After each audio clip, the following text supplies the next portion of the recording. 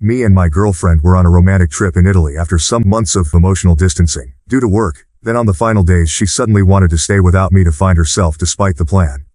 So I cut her off financially and left. So, here's the deal. Me and my girlfriend of 2 years. Before the whirlwind of my current job kicked in, life with Jay, that's my girlfriend, was pretty much like something out of a feel-good movie. We met at a friend's barbecue and clicked instantly. She had this easy laugh and a way of seeing the funny side of everything, which made every day a bit brighter. We spent countless evenings just walking through the park, cooking together, or binge-watching series. We were that couple always holding hands, always planning the next fun thing. Back then, my work was steady, predictable 9 to 5 hours, so I always had ample time for us. But as things picked up at work, with me stepping into a more demanding role, our dynamics began to shift. It was subtle at first, missing a dinner date here, canceling plans there. I told myself that it was just a busy phase, that I'd regain control of my schedule. Jay was understanding too, always saying she got it, that work was important. But no matter how supportive she tried to be, I could tell it was wearing on her. The past 2 months have really highlighted how strained things have become. My new normal means more late nights, unexpected weekend calls, and constant emailing from home. We see less of each other, and when we do, the exhaustion and stress are palpable. What used to be our downtime has turned into brief, often silent meals, with both of us glued to our phones. The intimacy that came so easily now feels like something we have to schedule, like another task on my to-do list. These changes have brewed undercurrents of resentment. Jay, once so laid back and jovial, now snaps over minor things like forgetting to buy milk or leaving a wet towel on the bed. We argue over these trivialities, but there's always an unspoken heavier air about time, about neglect. We haven't had a big blowout, nothing that dramatic, but there's this constant, nagging feeling of drifting apart, like we're slowly losing grip on what made us us. Recognizing the toll my new job was taking on Jay and me, I knew something had to give. I could see the strain in her eyes, the way her smile didn't quite reach as far as it used to. It was like watching the color fade from a vibrant painting. Guilt gnawed at me, a constant reminder that I wasn't there for her as much as I should be. She never complained much, but love doesn't need words to express when something's amiss. I decided to plan a vacation, something grand, a gesture to show Jay just how much she meant to me and to perhaps salvage what was becoming of our once effortless connection. Italy seemed like the perfect escape, with its romantic landscapes, rich history, and the promise of delicious food. It was somewhere Jay had mentioned wanting to visit back in our easier days. I imagined us wandering through the streets of Rome, riding a gondola in Venice, and sipping wine under the Tuscan sun, reclaiming the magic that we'd lost to routine and tired, late-night apologies. I handled all the arrangements secretly, booking our flights and picking out the coziest hotels, aiming for a seamless, stress-free experience. When I finally told Jay about the trip, the surprise ignited a spark in her that I hadn't seen in months. The essence of Italy seeped into every moment of our trip, and it seemed each day offered a new adventure, a fresh opportunity to bridge the gap that had formed between us. One evening in Venice stands out vividly in my memory. We had booked a small boat to take us through the winding canals at dusk. The setting sun cast a warm golden glow over the ancient buildings, and the water mirrored the sky, turning our surroundings into a canvas of oranges and pinks. The boatman maneuvered us expertly under low bridges and alongside colorful, slightly tilting buildings. Jay and I sat close, our hands intertwined, the sounds of distant chatter and the gentle splash of water against the boat filling the air. There was a peace in that moment, a quiet contentment that I hadn't felt in months. She rested her head on my shoulder, and it felt like we were the only two people in the world. Another highlight was our romantic dinner in a quaint little restaurant in Rome. Tucked away in a narrow alley lined with ivy-covered walls, the restaurant was Jay's find, a place she had read about in one of her travel blogs. We dined outside under a string of small lights, the atmosphere buzzing with the soft murmur of other diners and the clink of glasses. We indulged in a meal of fresh pasta, drizzled with a truffle sauce that was nothing short of divine, paired with a bottle of local red wine recommended by our waiter. Jay's eyes sparkled under the fairy lights as we talked about plans for the future, about places we still wanted to see, and about starting fresh when we got back home. For a few hours, it felt like we had recaptured the magic of our early days together, laughing and sharing stories with an ease that I had sorely missed. These moments, so full of promise and rediscovery, made the sudden shift on our last day all the more jarring. As we stood on that cliff in Naples, with the vast blue sea stretching out before us, I couldn't help but feel like the picturesque scene was mocking us, presenting a stark contrast to the turmoil that was unfolding between us. Someone's life can't really be like that. That's when she dropped the bombshell. Out of nowhere, Jay told me she needed more time here, in Italy, without me. She told me she wants to stay longer to find herself, and think about our relationship without me. I was stunned. There was no lead-up, no conversation about feeling constrained or unhappy.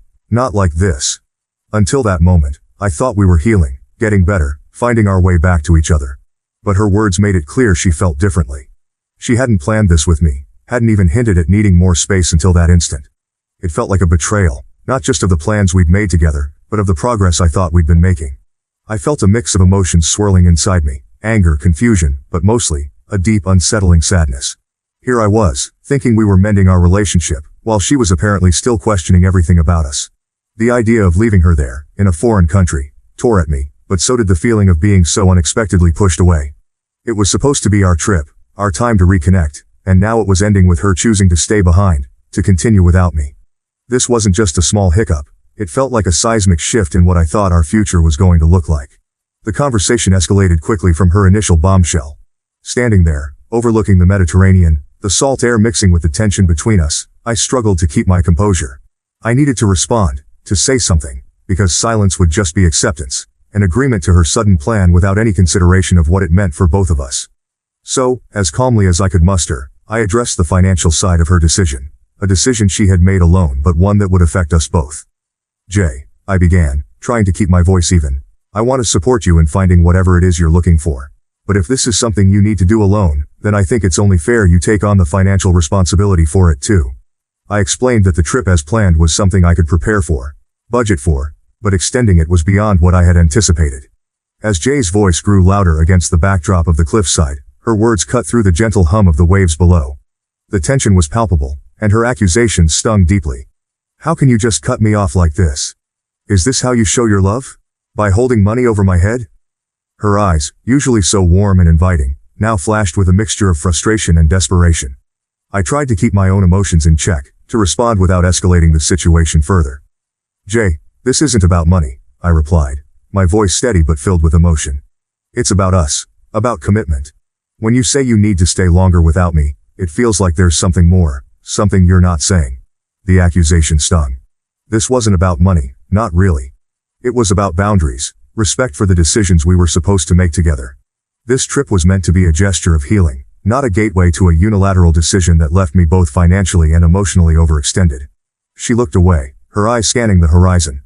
I could see the gears turning, her mind wrestling with the implications of her desires versus the realities of our relationship. The air between us felt charged, heavy with unsaid things and unresolved emotions. I took a deep breath, trying to read between the lines of what she wasn't quite saying. The idea of her needing time alone here, now, seemed to point to something more than just soul-searching.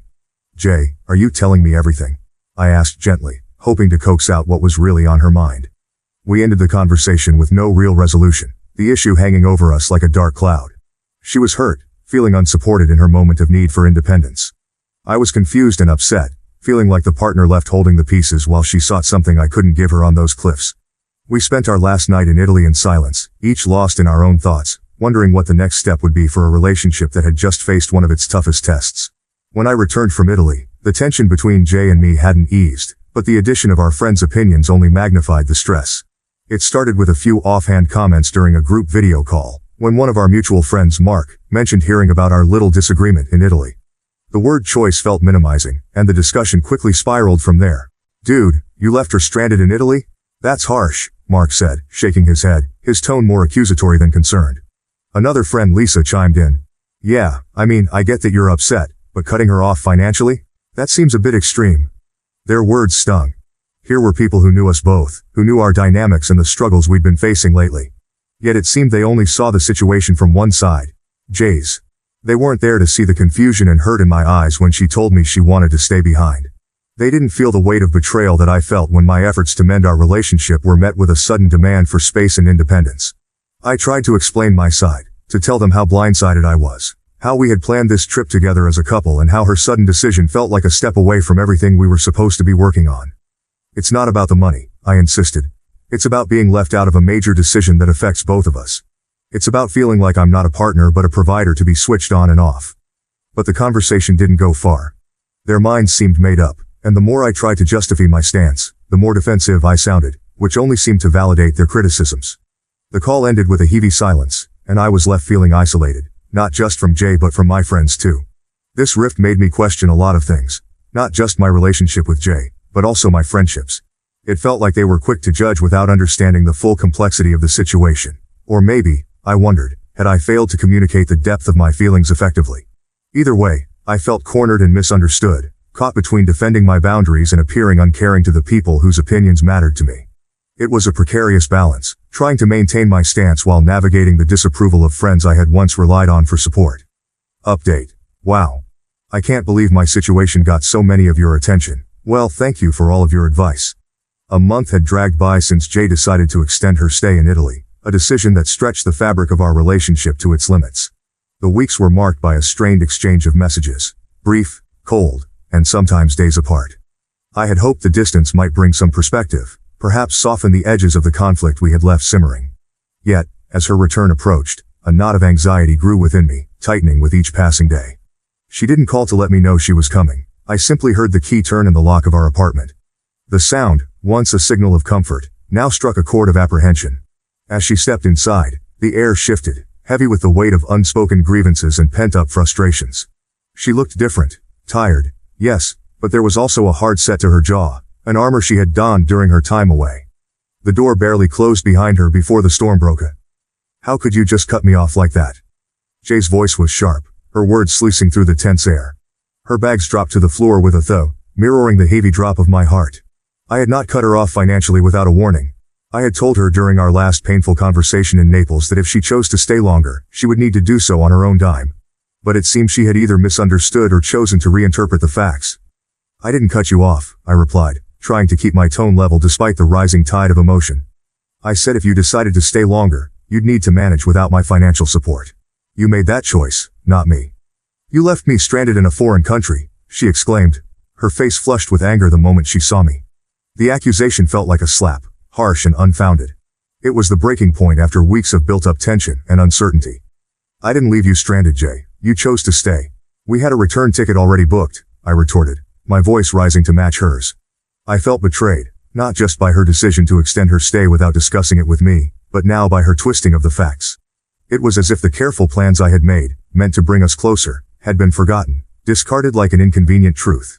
The argument spiraled quickly. Jay paced back and forth in the living room, each step seeming to echo her escalating frustration. You could have supported me, understood that I needed more time, she argued, throwing her hands up in exasperation. And you could have talked to me about it, Jay. Communication goes both ways, I shot back. The gap in our perspectives seemed insurmountable. I had envisioned our discussion as a chance to air our grievances and seek understanding, perhaps even find a way to mend the rift between us. Instead, it turned into a volley of accusations and hurt feelings.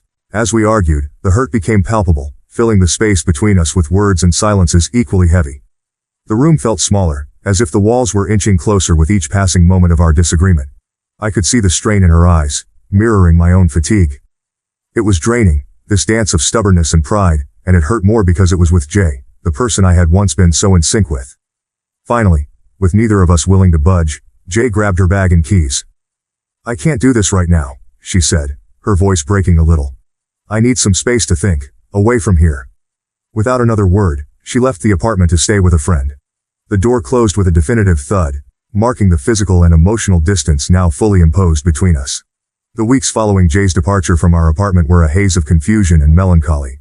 I tried to keep myself busy, diving into work and avoiding our mutual friends as much as possible, not ready to face the questions or the pitying looks. It was during one of these long evenings, as I was leaving the office later than usual, that I ran into Ben, a close friend who had always been more like a brother to me. Hey man, Ben greeted me, his expression uneasy as if he was wrestling with something he wasn't sure he should say. We decided to grab a coffee, finding ourselves seated across from each other in a quiet cafe that was almost closing for the night. The low buzz of the few remaining patrons gave a semblance of privacy. Ben hesitated, stirring his coffee slowly. Look, I wasn't going to say anything at first. I thought it wasn't my place, and maybe it isn't, but... He trailed off, looking up at me with a serious expression. I heard from E, she's close with one of Jay's friends, you know, that Jay's been... Well, she borrowed quite a bit of money from friends and relatives back when she was in Italy. I felt a knot form in my stomach. Borrowed money. The Jay I knew was financially prudent to a fault. Ben continued. Yeah, and there's more. They said she partied a lot over there, and got pretty wild. And... He paused, the weight of his next words hanging between us. She met someone, something happened, and now she's back here, and she's pregnant. The news hit me like a physical blow, each word a punch that knocked the wind out of me. Pregnant. My mind raced as I tried to piece together the fragments of this new, jarring reality. But Ben wasn't done. There's talk that she's planning to make a scene. To claim the kid is yours to get you to take responsibility. I was stunned into silence, the coffee in front of me growing cold. It felt surreal, like a plot from one of those overly dramatic TV shows Jay and I used to watch together and critique for being too unrealistic. But this was real, and it was happening to me. Why would she do this? I finally managed to ask, my voice a mixture of disbelief and anger. I don't know, man, Ben replied, shaking his head. Maybe she's desperate, maybe she's not thinking straight. But I thought you should know, from someone who cares about you. I thanked Ben, my mind a whirlwind of emotions as I left the cafe. The night air felt colder as I walked home, the streets empty and echoing with the footsteps of my solitary return. Betrayal, confusion, hurt, it was all there, building up a storm inside me. What was I going to do? How could I confront Jay about this? The trust we had built over years seemed to crumble in an instant, leaving me to navigate the debris of our shared past in an uncertain, possibly contentious future. The days following my conversation with Ben were a blur of sleepless nights and distracted days. The seed of doubt he had planted grew into an overwhelming tangle of suspicion and uncertainty. Was Jay really planning to betray me so profoundly? Or was this all some kind of misunderstanding? I needed answers, and I needed them before Jay could make any moves. I started with our mutual friends, casually bringing up Jay in conversations to gauge their reactions. I'd steer the topic towards our relationship, watching carefully for any sign of discomfort or evasion that might suggest they knew more than they were letting on. Despite my efforts, nothing substantial came out of these interactions. It was as if Ben's story was an echo in a void, leaving me even more isolated with my worries. Frustrated but not deterred, I decided to take a more direct approach with someone who would know the truth.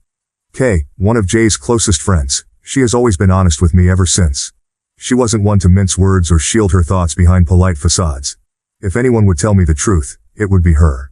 I reached out to Kay under the guise of needing advice about how to repair things with Jay, a pretext that wasn't entirely false. We met at a small cafe, one of those cozy places with a comforting buzz that makes it easier to open up. As we sat down with our coffee, the casual start quickly shifted as I probed deeper. Kay, I've heard some things, and I just want to understand what's going on with Jay, I began, my voice steady but my hands betraying me with their slight tremor. I watched Kay's face closely, her expression changing from friendly concern to a more guarded wariness.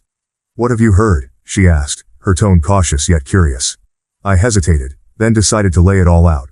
That I might be trying to trap me, makes me believe that I'm responsible for a situation that I had no part in creating. That she might be expecting but the circumstances aren't what they seem. Kay's demeanor shifted as she continued, her eyes still fixed somewhere outside the window, perhaps finding it easier than meeting my gaze directly in such a difficult moment. And there's something else you should know, she added, turning back to look at me, her expression a mix of sympathy and resolve. After Jay realized she was pregnant, she panicked. Given everything, she didn't know how to handle it. So, she got a paternity test done, just to be sure, you know. Kay's voice was steady but her hands fidgeted with the coffee cup in front of her. The results came back, and you are not the father. She was shocked and well, the Italian guy is out of the picture now. Kay paused, giving me a moment to absorb the news, as my final hope for the children could be mine, faded away. This was a lot to process. Jay had sought confirmation, had gotten it, and yet, here we were. She's really scared. She doesn't know what to do next and, I think in her panic, she thought maybe turning to you would somehow fix things. Maybe she thought the baby could be yours and that would make everything easier for her to manage. Kay looked genuinely pained to be delivering such news. Her loyalty to Jay strained against her moral compass to tell the truth. I'm telling you this because I think you deserve the whole picture. It's a mess, I know. But Jay is really struggling with what to do next. She's mentioned wanting your help, not just financially but also emotionally, maybe hoping that there was a chance this situation could bring you back together. It's not fair to you, and I thought you should know the truth before anything went further. Sitting back, I tried to process everything Kay had laid out. The complexity of Jay's actions, driven by fear and a desperate grasp for stability, was overwhelming. The paternity results only added another layer of betrayal and sadness to the situation. It wasn't just about the breach of our relationship now, it was also about the impact of her decisions on an innocent life. Thanks, Kay, for being honest with me, I said finally, finding my voice after a long silence. This changes a lot. I need some time to think about all of this, about what I want to do and how I can handle this situation without making things worse for anyone involved. Kay nodded, understanding the weight of the moment. Of course, take all the time you need. If you want to talk more, or if you need anything, I'm here. As I left the cafe, the cool air felt sharp as I breathed it in. The news had not only clarified but also complicated the situation further. Now, more than ever, it was crucial to approach the next steps with careful thought and consideration for all parties involved, especially the unborn child caught in the middle of this turmoil. I wasn't sure what to do next. Part of me wanted to confront Jay immediately, to demand explanations and perhaps to hear her side of the story, however painful it might be. Another part of me wanted to retreat, to process the hurt and to protect myself from further pain. Every logical step I could take from here, seeking legal advice, preparing for potential disputes, distancing myself from Jay, seemed cold and clinical, far removed from the emotional chaos raging inside me. By the time I reached my apartment, the sun had set, and the early evening darkness felt fitting, mirroring the uncertainty that lay ahead. The decision of what to do next loomed large, daunting in its significance. As I turned my key in the lock, the familiar sound seemed strangely foreign, as if even my sense of home was questioning where I belonged. Inside, the quiet of my apartment was a stark contrast to the storm of thoughts in my mind. I sat down, alone with the echo of Kay's last words, stretching out before me. After 3 days of agonizing over everything, I decided it was time to face Jay. I needed clarity and closure, no matter how painful the conversation was going to be. I texted her, asking if we could meet at the little coffee shop where we'd spent countless lazy Sunday afternoons together. It felt like a neutral place, public yet intimate, appropriate for the kind of serious conversation we needed to have. She was already there when I arrived, her eyes red-rimmed, a clear sign she'd been crying. As I sat down opposite her, the air felt heavy with all the things left unsaid between us. "I know everything, Jay," I started, trying to keep my voice calm despite the turmoil inside me. "I know about the guy in Italy, the pregnancy, and your plan to make me believe I could be the father." Her face crumpled at my words. "I was so confused," she managed to say, her voice a whisper. "I thought, maybe if you thought the baby was yours, we could go back to how things were." The hurt was palpable, stinging fresh like a wound reopened. "Jay, we can't go back. Trust doesn't work that way," I replied, feeling a strange mix of anger and pity. "And I can't just overlook this. It's too big." There was a long pause, filled only by the soft murmur of other patrons, and the clink of coffee cups. Finally I took a deep breath and continued. "I've decided I'll help you clear your debts from the trip. It's the last thing I can do for you, out of whatever love and care is left." Jay started sobbing, her shoulders shaking. It was tough to watch, knowing how deeply intertwined our lives had been. "But after that, we go our separate ways," I added. "It's for the best." Helping her financially was a decision I made not just out of mercy for her but as a way to free myself too. From guilt, from the what-ifs, and from a relationship that had become too fractured to mend. As hard as it was, I knew it was the right step towards healing, towards not letting this situation keep a hold on me any longer. As I stood up to leave, the finality of the moment sunk in. Jay was a significant part of my life, but it was clear that chapter had to close. Walking out of the coffee shop, I felt a weight lift off me, a sorrowful relief, knowing that this was a necessary end for both of us to move forward. As I reflect on the journey I've shared with you all here, I want to extend a heartfelt thank you to everyone who took the time to comment and offer their support and advice. Your words have been a beacon during a tumultuous time, guiding me through moments of doubt and encouraging me when the path seemed too difficult to navigate alone. The wisdom shared in the comments was not only invaluable in helping me make informed decisions but also provided comfort in knowing that I was not alone in this struggle. Many of you shared your own stories, which reminded me that life's trials are universal, yet they also bring us together in understanding and solidarity. I am especially grateful for those who reminded me to stay true to my values and to approach this situation with integrity and compassion. Your reminders to protect my emotional well-being and seek professional advice were crucial in navigating the complexities of this situation. Thank you too for the reminders about self-care and the encouragement to look forward after difficult choices. These messages helped me maintain perspective and focus on healing. To everyone who commented, your support has made a real difference in my life during this challenging time. I am moving forward with a renewed sense of purpose and hope, buoyed by the kindness and wisdom of this community. Thank you for being a part of my journey.